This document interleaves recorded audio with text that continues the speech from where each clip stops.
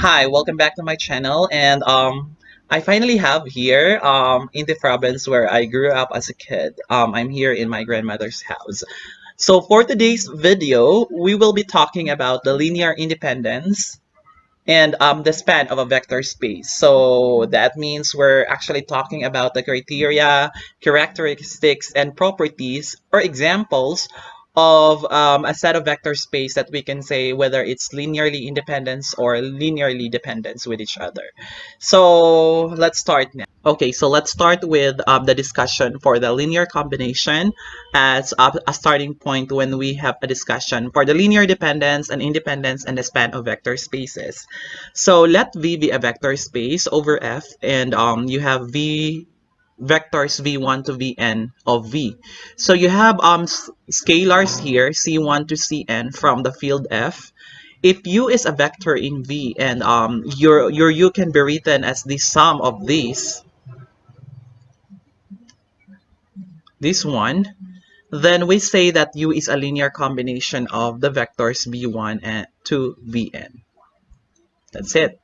Now that we can now have a definition for the linear combination.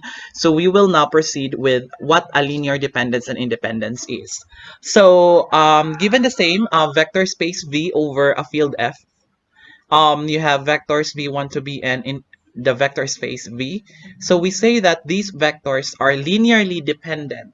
Okay, so here's the word. Linearly dependent. We say that we call that as linearly dependent over the field F.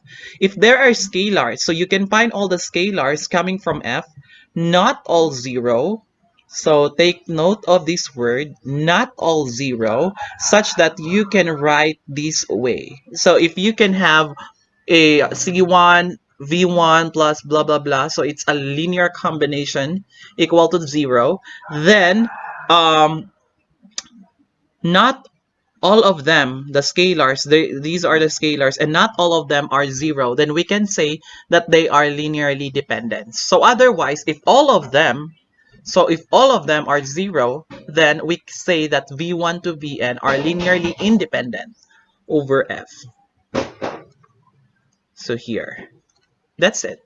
Okay, now if one of the vectors, let's say Vi is the 0 vector, then the set is linearly dependent. Why? If you have a Vi equals 0, you just have to take Ci equals 1 and Cj equals 0, and for j not equal to I. So meaning to say that you have let's say you have C1 V1 plus C2 V2 plus and so on until you get Ci Vi plus and so on equals 0. Um, you can have this as 0, but you can have this as 1 since this is already 0. So therefore, if you have a 0 vector, then the set of the vector space is are linearly dependent. That's it.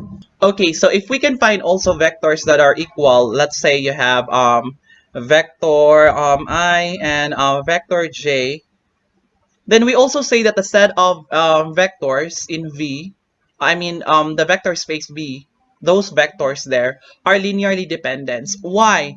Because let's say the same linear combination here. So you have CIVI, you can find here CJVJ. So you can have these all zeros.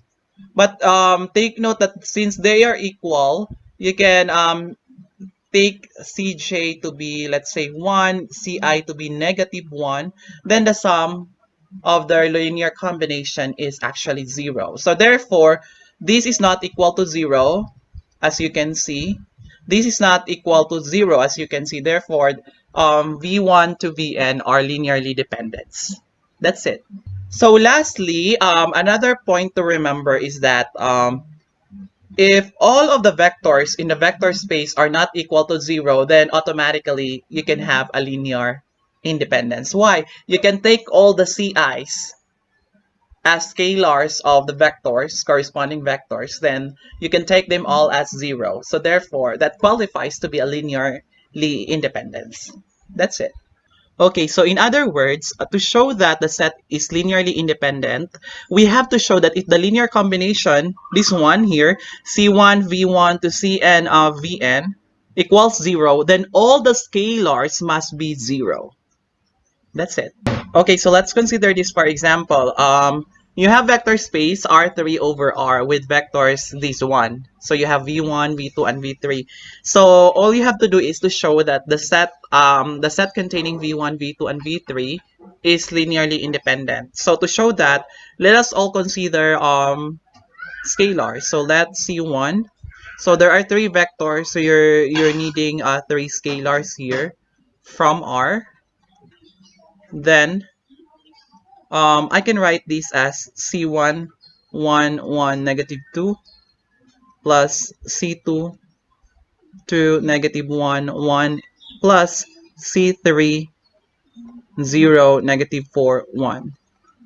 So I'm gonna show that this has a solution when we equate this linear combination to a zero vector. Okay, so remember that the linear combination should be equated with a zero vector. I'm not talking with a zero real number. It's a zero vector because these are actually set of vectors. So in this case, this is your V1, this is your V2, this is your V3. So adding that one, I can have C1 plus 2C2. I also have C1 minus C2 minus 4C3. And I would have negative 2C1 plus C2 plus C3 equals 0. Meaning to say that I can write a system of linear equations. So I have C1 plus 2C2 equals 0. I would also have C1 minus C2 minus 4C3 equals 0. I would have negative 2C1 plus C2 plus C3 equals 0. So I'm not gonna solve the basic algebra for you because this is not the basic algebra class that we're talking about. But you can show that this system has a unique solution. So you would have a unique solution to achieve that this is this one. Okay, so therefore you would conclude that the set V1, V2, Vn, this set are linearly is linearly independent over R. That's it. Okay, so another illustration is that if we are given with a vector space V over a real number, of all functions from, of course, R to R. So from real number, from a set of real number to another set of real number. So if you have functions f1 to fn, so there are n functions. So this linear combination here that equates to 0 for all values of t, you can have a linearly independent set of vectors. Because provided that this fi of t I from 1 to n are non-zero polynomial or a function, then you have C1 to Cn taken to be 0 to show that you have a set of linearly independent vector space. That's it. Okay, so let's consider another example. The the function e to the t and e to the negative t are linearly independent. To show that, let's assume we have two scalars here. So they're coming from R, such that you would have EAT plus BAE negative t equals 0. So this is your goal to find the values of A and B. Okay, now observe that this is equivalent to if I'm going to take differentiation to both sides here. I would have A E T minus B E T equals 0. I'm sorry, this should be negative. Okay, this means to say that I would have 2b e to the negative t equals 0, which implies that your b must be 0. And so using the value of b as 0, you are forced to conclude that a is also 0. Therefore, these are linearly independent. That's it.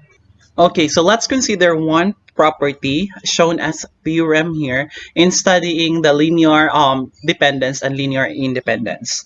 So it says here that for every n that is always greater than 1, the vectors b1 to bn are linearly dependent. Okay, take note of the word.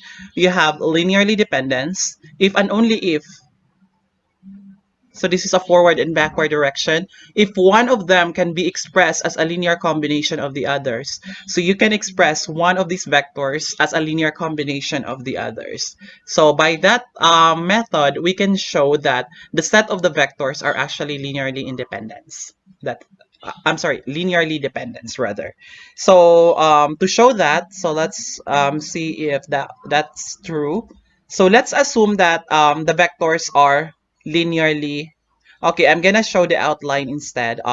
Vectors are linearly dependent. So I'm showing you the outline of the proof only. So if the vectors are linearly dependent, so I can have a linear combination here like this: c1 v1 plus c2 v2 plus up to cn vn, that is equal to 0 vector. Okay, and since we are talking that this is linearly dependent, so not all of the coefficients are 0. So let's assume without loss of generality that let's say we have ck not equal to 0. So observe that we can find here ck vk here. So if ck is not equal to 0, then I would get this thought of vk equals negative c1 over ck vk minus up until minus ck minus 1 over ck vk minus 1 minus up until cn over ck vn. Okay, how did I arrive with this? Observe that I'm gonna transfer everything to the right side of the equation. C1, V1, C2, V2, and so on, except the CK and VK. So all of them becomes negative. So that's why we have minus here. And then divide both sides by CK, so you get with this one. And you left on the left side of the equation as VK. Okay, that's it. So therefore, VK is now actually the linear combination. So this is now your new scalar, because again, the division of two scalars are actually scalar. So therefore, this is your new scalar here. Let's denote this by C1 bar. This is CK minus 1 bar, and this is CN bar. So that will be your new scalar. So therefore, you can write VK as a linear combination of the other vectors VI, where I is not equal to K. So that's it. So we will work on the backward. Let's assume that BK can be expressed as a linear combination of the others. So can be expressed as a linear combination of the others. So I can write VK equals D1 V1 plus D2 V2 plus dk minus 1, vk minus 1, plus dk plus 1 vk, plus up until you get dn vn. So di's here are your scalars. So you don't have vk here because there's vk here. So if I'm gonna transfer vk to the other side, so I would have 0, and then this entire thing will be added by vk. Okay. So we can already simply tell that this is actually these vectors are set of linearly dependence, because you would have a coefficient here which is equal to 1. So that makes sense why if you can express the vectors as a linear combination of the other, you would have the set of linearly dependent set of vectors. That's it. Okay, so let's have another property that we have to remember when we are studying with the linear dependence and linear independence. So this property is actually a theorem here, and it says here that given that you have S and T that are subsets of a vector space V, and one of them is a subset of the other, so assume that S is a subset of T. So if T is linearly independent, so the bigger set is linearly independent, then the smaller set is actually a a linearly independent set of vectors. Also, if the smaller set is linearly dependent, then so is the bigger set. Okay, so I'm gonna show you one of them, then you'll be the one to show the other. Okay, if you have any questions or clarification, and you can comment down there on this video so that we will know and we can discuss about that. But anyway, to show that, let me assume that let me prove the first. So T is linearly independent. So what does it mean? It implies that you can have this linear combination, okay, I from 1 to m equals 0 with what happens? So this is with ai equals 0 for all I, of course, because t is linearly independent. So all the set of, the linear combination of the vectors in T is equal to 0 for all scalars. That is equal to 0. So now remember, observe that I can if I would have T here equals the set, let's say V1, V2 up to let's say this is VM. I would contain here with let's say VK. So my S here is V1 to V2 up to VK. Okay, because of course S is smaller than T. So for the, if I'm gonna have this one here, I from 1 to K, so AI to VI, so the vectors VI, this is observe that this is our goal.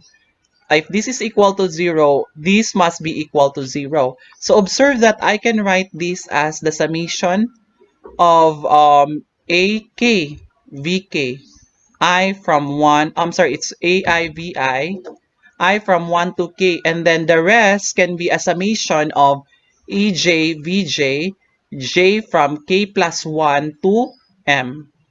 So this is also 0 because of course for all these are, the coefficient here is equal to 0. This is already equal to 0 by the assumption. So AI, for all AI equal to 0. So this AK, AI to AK is also 0. So therefore, we will say that the coefficients here of this summation is also 0, which simply tells us that the set S is also a set of linearly independent set of vectors. That's it. Okay, so let's now go to another definitions. So first is, given that you have a set of vectors, v1 to vn from a vector space V over the field F, we say here that, excuse me, the span of these vectors denoted by v1 to vn by this symbol, or a span, so you can have this symbol or this symbol, is the set of all linear combinations of these vectors. And given that you have these vectors v1 to vn, they are coming from a vector space V over the field F. So if the span is equal to the V, we say that v1 to vn is a spanning set for V over F. Okay. Okay, let's consider an illustration here. The vectors, you have vectors here, three vectors, E1 containing 1, 0, 0. You have E2, 0, 1, 0, and E3 equals 0, 0, 1. So these vectors span the vector space F3 because you can have A, B, C in the F3, and you can express this as this one. A 1 0 0, B 0 1 0 plus C 0 0 1. So you can express this like this. So therefore, these vectors span the vector space F3.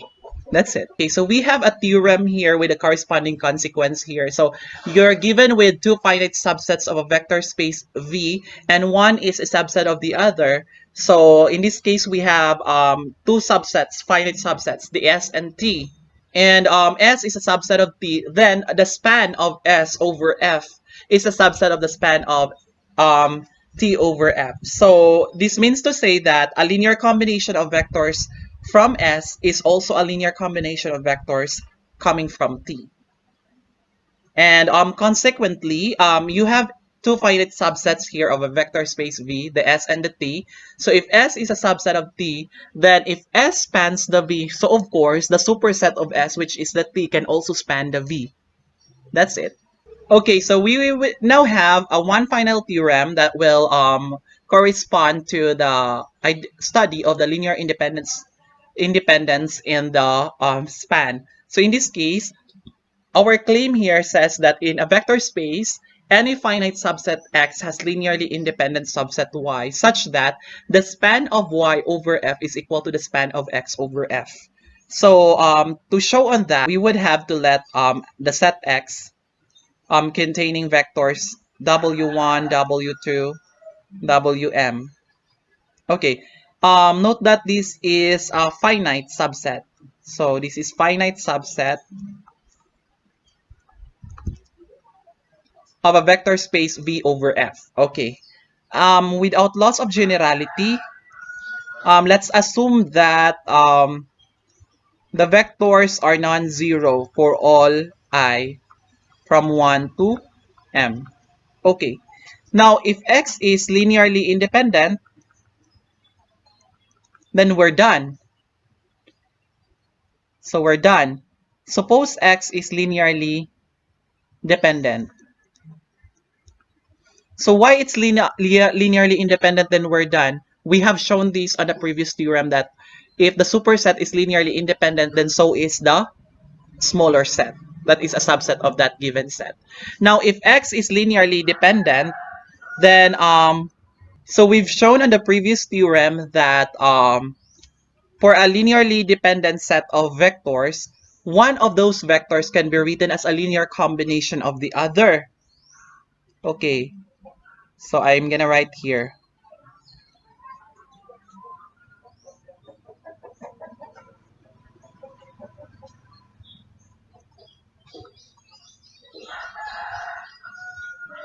Linear combination of the other. So let's say we have a V1. So we define another X here. Let's say X1, which is equal to X minus the set V1. Okay. So this implies that the span of X1 over F is equal to the span of X over F. Okay. Now, if X1 is linearly independent, then according to the previous theorem we have discussed already, we have found already a linearly independent subset. Supposing that X1 is linearly dependent, then doing the same process, one of the vectors that are found on X1, so of course we're pretty sure that V1 is not found on X1, so we have the V2 to Vm, let's say assume that that's V2 to Vm, then one of them can be written as a linear combination of the other, then we can create another set that can extract the other vector. And so continuing the process, we would end up having xj because our xj can have our xj can be a set of linearly independent vectors. Why? Because our x here is a finite subset, and remember that the empty set is a linearly independent set. That's it. So we have now proven the claim on this theorem. So that's all for now. So that's all for now. Thank you so much for watching. So if you have any questions or clarification, don't hesitate to comment down there so that we will be able to discuss and clarify things out. So for those who are new to my channel, please don't forget to subscribe so that you will be updated on a lot of videos that I'll be uploading soon. Thank you. Have a great day.